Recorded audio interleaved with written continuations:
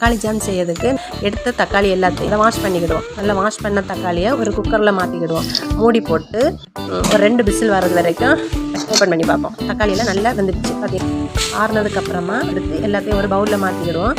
பவுலில் மாற்றிக்கிட்டு அதை நம்ம ஒரு ஃபோர்க் எடுத்து நல்லா மசிப்போம். மசிச்சுட்டு வச்சுருக்கோம். அது நல்லா மசிஞ்சிச்சு. 1 ஸ்பூன் நெய் ஊற்றிக்கிட்டு அதில் கொஞ்சம் முந்திரி பருப்பு போட்டு அது கொஞ்சம் நேரம் மாறினாலும் கிஸ்மிஸ் பழத்தையும் அது கூடவே போட்டு அதை பொரித்து நம்ம தனியாக எடுத்து ஒரே நெய்யில் ஒரு பட்டை 2 கிராம்பு போட்டு நம்ம அந்த தக்காளி அதை அதில் ஊற்றி அது நல்லா கிளறுவோம். கேசரி பவுடர் 4 டீஸ்பூன், ஏலக்காய் பவுடர், அது கூட ஒரு பிஞ்சு சால்ட் போட்டு ஒரு 1/2 டம்ளர் தண்ணி ஊற்றி நல்லா கொதிக்க வைங்க. சின்ன டம்ளர் நிறைய சுகர்